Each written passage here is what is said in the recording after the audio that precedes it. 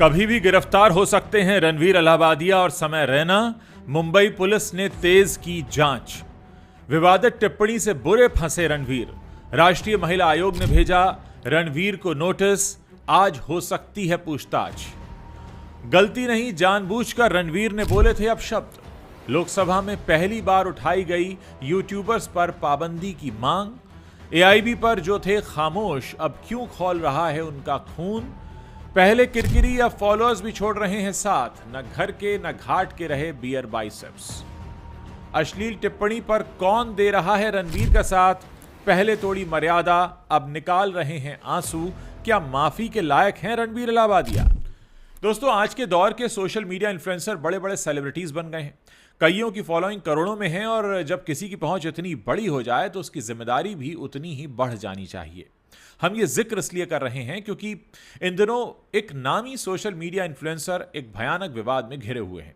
अपनी जुबान और अपनी समझ पर नियंत्रण खोकर वो जो कह गए उसे हम आपको बता तक नहीं सकते। बस इतना समझ लीजिए कि जो कहा वो माता पिता के पवित्र रिश्तों को एक बहुत गंदी गाली थी। भारतीय परंपरा और संस्कृति से एक भद्दा मजाक जिसमें अश्लीलता को न्यू नॉर्मल बनाने की कोशिश हुई। वीडियो वायरल होते ही इस इन्फ्लुएंसर को बिना शर्त माफी मांगने को मजबूर होना पड़ा है।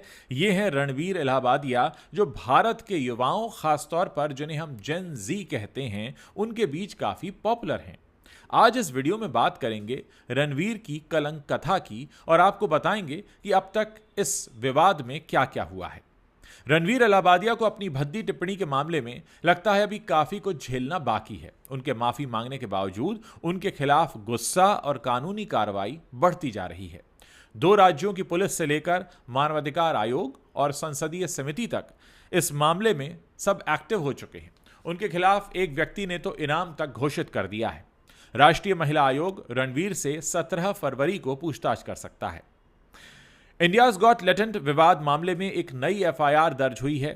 समय रैना, बलराज घई और कुछ अन्य के खिलाफ महाराष्ट्र साइबर पुलिस ने एफआईआर दर्ज कर ली है। यह एफआईआर इस शो के पब्लिश्ड हिस्से को देखने के बाद दर्ज की गई है। यह एफआईआर आईटी की धारा 67 और संबंधित बीएनएस की धाराओं के तहत दर्ज की गई है। यह एफआईआर करीब 30 लोगों के खिलाफ है। वहीं national commission for women NCW ने रणवीर इलाहाबादिया को समन भेजकर 17 फरवरी को उनके सामने पेश होने को कहा है। यहां उनसे इस वीडियो पर पूछताछ की जाएगी।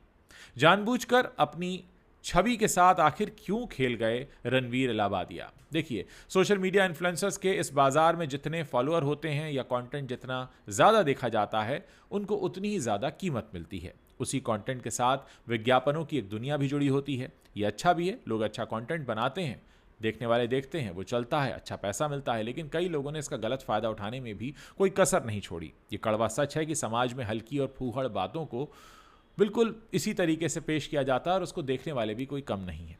कई कथित इन्फ्लुएंसर्स ने इस कमजोरी का खूब फायदा उठाया, लेकिन दरअसल ये इन्फ्लुएंसर्स सिर्फ बाजार को ही प्रभावित नहीं करते बल्कि पूरे समाज को प्रभावित करते हैं। अगर वो जिम्मेदारी भरा कंटेंट न दें तो एक पूरी पीढ़ी पर नकारात्मक असर पड़ता है और सस्ती लोकप्रियता पाने को वो कुछ भी करने को तैयार हो जाते हैं।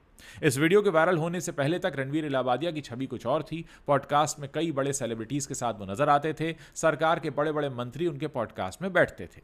प्रधानमंत्री नरेंद्र मोदी ने अपने हाथों से उन्हें सम्मानित किया था। तो सवाल यह है कि इतनी पॉपुलैरिटी के बावजूद रणवीर इलाहाबादिया समय रैना की कॉमेडी शो में क्यों पहुंचे, जबकि समय रैना की यह comedy show India's got talent पहले से ही विवादित है। डार्क कॉमेडी को लेकर पहले भी कई सारे कॉन्टेस्टेंट पर इस सिलसिले में मामले दर्ज हो चुके हैं। क्योंकि जिस हिस्से पर बवाल मचा है वो गलती नहीं है, क्योंकि अब यह स्पष्ट है कि यह सवाल रणवीर इलाहाबादिया का नहीं था बल्कि एक विदेशी शो का हिस्सा था जिसे रणवीर ने जानबूझकर कॉपी करके दोहरा दिया।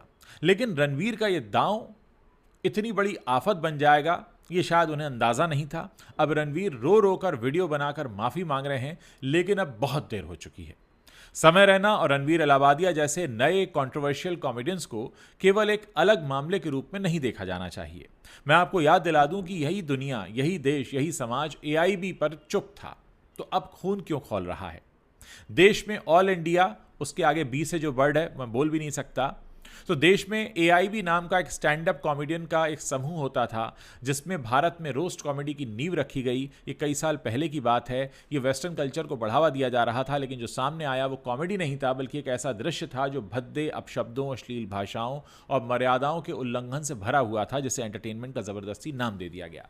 रिपोर्ट्स के अनुसार इस शो के टिकट 4000 से 8000 तक के थे और इसे लगभग 4000 लोगों ने देखा, जिनमें ज्यादातर मुंबई के हाई प्रोफाइल लोग और हस्तियां शामिल थे। इस शो में मौजूद लोग सिर्फ दर्शक नहीं थे बल्कि वो भी इस तमाशे का हिस्सा बन गए जिसने सार्वजनिक मनोरंजन के दायरे में मर्यादा की सीमाओं को बुरी तरह तोड़ा।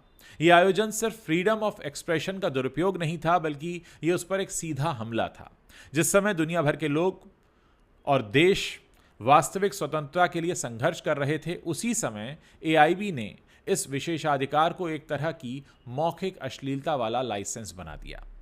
उसकी इंसल्ट वाली कॉमेडी, अपमानजनक शब्द, गंदे, अश्लील, भद्दे कटाक्ष, व्यक्तिगत कटाक्ष, सांस्कृतिक पहचानों पर कटाक्ष और इतने गंदे चुटकुले जिन पर शायद मूर्खों को ही हंसी आ सकती है।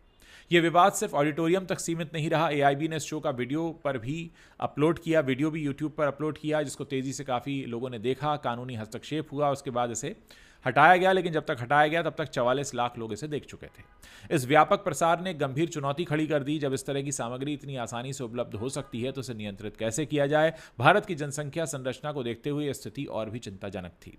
भारत दुनिया में सबसे बड़ा इंटरनेट उपयोगकर्ता देश है, जहां 65 करोड़ से अधिक युवा मोबाइल के माध्यम से इंटरनेट का इस्तेमाल करते हैं, लेकिन इतने भद्दे शो का विरोध किसी ने नहीं किया। जो लोग चुपचाप इस शो का समर्थन कर रहे थे वही अब समय रैना के डार्क कॉमेडी शो पर सवाल खड़े कर रहे हैं। अगर संस्कृति की इतनी चिंता थी तो उस वक्त AIB का अगर विरोध हुआ होता तो आज ये नौबत नहीं आती कि माँ बाप के शारीरिक संबंधों पर कोई कुछ भी बोल जाए, महिला के प्राइवेट पार्ट पर इस तरह की बातें कोई बिना सोचे समझे कर दे।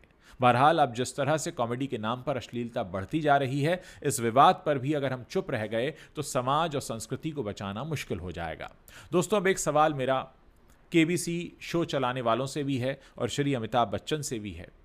कुछ समय पहले आपको याद होगा कि समय रैना ये अमिताभ बच्चन के शो KBC में दिखाई दिए थे और उस वक्त इन्होंने अमिताभ बच्चन के सामने बैठकर एक लाइन बोली थी। इन्होंने कहा था कि सर, ये मेरी खुशकिस्मती है कि मैं यहाँ इस शो में बैठा हूँ, लेकिन मैं इस शो में इसीलिए बैठा हूँ क्योंकि आपने मेरे द्वारा बनाया गया कोई भी कंटेंट नहीं देखा है। यानी समय रैना अच्छे से जानते हैं कि अगर अमिताभ बच्चन ने उनका बनाया हुआ कंटेंट देखा होता तो वो उन्हें कभी भी अपने शो में आमंत्रित नहीं करते। यानी समय रैना को सिर्फ इसीलिए उस शो में बुलाया गया था कि क्योंकि समय रैना को बहुत सारे लोग देखते हैं तो एक थोड़े हमारे शो को पॉपुलैरिटी मिल जाए। लेकिन KBC शो, जो कि एक ज्ञानवर्धक शो है, जो कि ज्ञान पर आधारित है, जिसके बारे में कहा जाता है कि बहुत से गरीब लोगों की जिंदगी सुधार दी इस शो ने, इन्होंने भी एक बहुत बड़ा अपराध किया।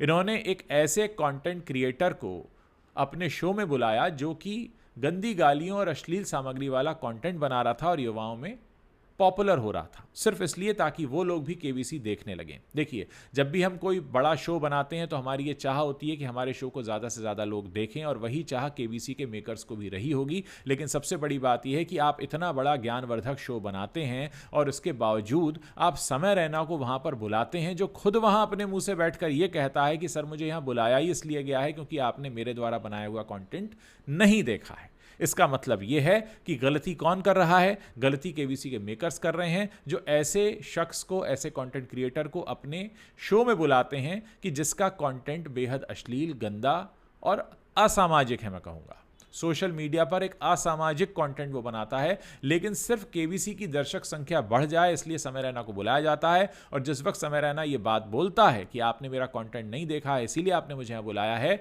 ठीक उसी समय उसके माता पिता भी पीछे बैठे हैं, यानी वो भी जानते हैं कि उनका बच्चा क्या बनाता है। अब सोचिए दोस्तों, ये है असलियत समय रैना की। और मैं जाने से पहले आपको एक बात और बताना चाहता हूं कि इसमें एक महिला कंटेंट क्रिएटर अपूर्वा मखीजा भी दिखाई दी। उन्होंने भी कितनी गंदी बात बोली है कि जिसको सुनने के बाद आपके कान से धुआं निकल सकता है, लेकिन उस पर भी कोई बात नहीं हो रही है। दोस्तों, इस समय बहुत बड़ी ज़रूरत है इस बात की कि आप और हम इस पर बात करें, वरना आने वाली नस्लें बर्बाद हो जाएंगी जब वो देखेंगी कि उनसे पिछली नस्ल क्या कर रही थी, उनसे पिछली पीढ़ी क्या कर रही थी और क्या कुछ हमारे समाज में हो रहा था। माँ बाप के पवित्र संबंधों पर इतनी गंदी भद्दी टिप्पणी के बाद अगर आप शांत बैठे हैं, हाथ पर हाथ धरे बैठे हैं और आपको लगता है सब चलता है, सब कूल है, तो ज़रा अपनी तरफ देखिए, कहीं आप ऐसा तो नहीं कि मर चुके हों, मुर्दा हो चुके हों, क्योंकि फ़र्क जैसे नहीं पड़ता वो मुर्दा होता है, जैसे फ़र्क पड़ता है वो आकर बोलता है, विरोध दर्ज करता है